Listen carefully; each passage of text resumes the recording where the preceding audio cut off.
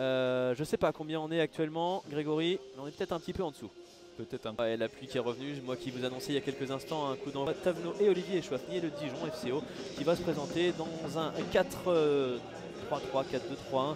C'est pas l'image, mais ils sont venus braver le froid et la pluie normande et le coup d'envoi qui est donné par le pensionnaire de National. Il y a quelques mois, cette rencontre n'était autre qu'un duel de Ligue 2. Alors c'est une donnée importante aussi qu'on évoquait en avant-match ensemble. Grégory, attention à ce ballon au deuxième poteau, ça peut déjà être le premier but. Superbe situation. Et finalement, ça ne va pas être cadré. C'est Logan de Laurier-Chauvet, il me semble, qui a été trouvé. C'est ça, par Mamadou Camara avec son pied là qui arrive à trouver déjà un très bon ballon. Gérer son match différemment. On sait qu'à la fin, il n'y aura qu'un seul vainqueur. Et puis elle a donné de l'absence désormais des prolongations. Attention, Robin Legendre, il est parti, il n'était pas en position de hors-jeu. L'ancien joueur du Stade Malherbe de Caen qui va tenter de dribbler Saturnin à Lac B et qui va réussir à s'en sortir. Alors, je ne sais pas si il va essayer de le travailler. C'est bien fait Daouche pour trouver Walid Nassi qui se met en position de frappe. Walid Nassi qui frappe et l'ouverture du score pour le Dijon FCO. On le disait, il allait peut-être pas en falloir beaucoup. C'est parti du côté gauche, c'est revenu sur l'ancien Briochin qui ne laisse aucune chance à Bonnevie. Un petit peu d'espace et une belle finition, une frappe forte au sol et qui trompe Bonnevie. Qui ne peut pas faire grand chose sur une frappe au sol. Okay. Voilà. Et mi-temps 1-0 en faveur de Dijon qui fait l'excellente opération, le superbe coup. Je vais dire, c'est vraiment le but que l'on marque dans les arrêts de jeu contre le Stade Rennais en 2012 et qui nous... De Logan de Laurier-Chauvet. Combien de temps va-t-il falloir Sambou Soumano pour se mettre en évidence? C'est frappé, c'est dévié, attention, le petit ballon et l'égalisation qui est inscrite par Camara. Effectivement, Mamadou Camara qui rôde dans la surface le ballon qui a été légèrement dévié. C'est difficile à défendre. Non, non, il suit bien l'action.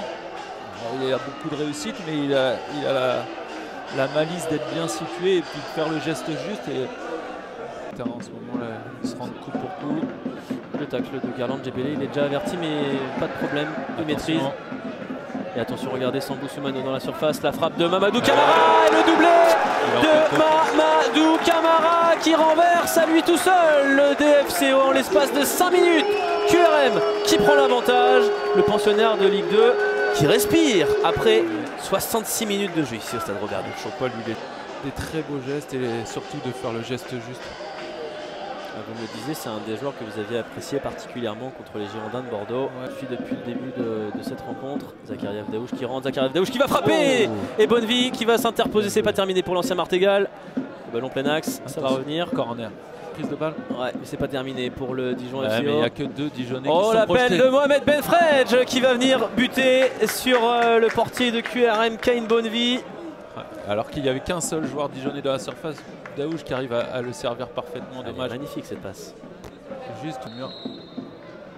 Attention, Mohamed Benfredj, c'est bien frappé, c'est superbement arrêté aussi par Kane Bonnevie. Ah oui. Il n'a pas énormément de temps de jeu, forcément c'est le deuxième gardien de QRM, mais là... C'est déjà le deuxième arrêt décisif qu'il fait en cette seconde période. Magnifique cet arrêt. Très bel arrêt. Un petit espace pour Logan de Laurier, c'est bien fait, il va pouvoir rentrer dans la surface, Logan de Laurier, en effaçant Fofana, la frappe de Logan de Laurier et Saturnin à la clé. Totalement voulu en tout cas, il évite la sortie, en plus c'était le premier sur le ballon.